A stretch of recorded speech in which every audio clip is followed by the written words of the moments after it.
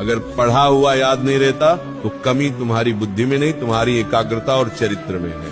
आज की वाणी से वह अग्नि निकलेगी जो तुम्हारे दिमाग के जालों को जलाकर राख कर देगी। अगर अपनी बुद्धि को लोहे से फौलाद बनाना है तो इस चर्चा को अंत तक पीना होगा। तुम रोते हो कि तुम भूल जाते हो, तुम परेशान हो कि परीक्षा सिर पर है और दिमाग खाली है। ये हार मान लेने का समय नहीं है। विद्या तो माँ सरस्वती का प्रसाद है और प्रसाद लेने के लिए हाथ नहीं, हृदय साफ होना चाहिए।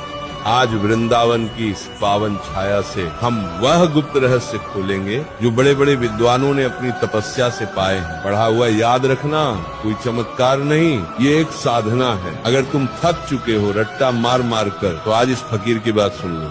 तुम्हारी बुद्धि का द्वार खुल जाएगा और ज्ञान तुम्हारे भीतर ठहरने लगेगा। तू कहता है कि याद नहीं रहता, मैं कहता हूँ तुझे सब याद रहता है। तुझे वो पिक्चर की कहानी याद है जो तूने 3 साल पहले देखी थी। तुझे वह गाली याद है जो किसी ने बचपन में दी थी। तुझे वह अपमान याद है जो किसी ने भीड़ में किया था।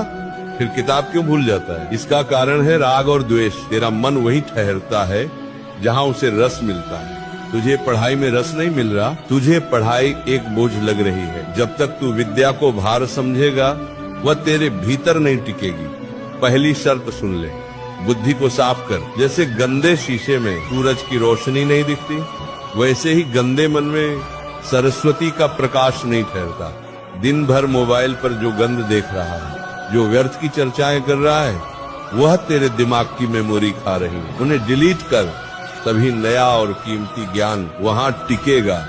भगवान श्री कृष्ण गीता में कहा है, अभ्यास तु कौन्ते, तू एक बार पढ़कर विद्वान बनना चाहता है, नहीं बनेगा। विद्या तपस्या मांगती है, मंथन कर। जैसे दूध को मथने से मक्खन निकलता है, वैसे ही पढ़ने के बाद किताब बंद कर और आंखें मूंद कर सोच कि तूने क्या पढ़ा। उसे मन ही मन दोहरा, लिख कर देख। जो हाथ से पन्ने पर उतर जाता है वह बुद्धि में छप जाता है। तेरा हाथ तेरी बुद्धि का साथी होना चाहिए।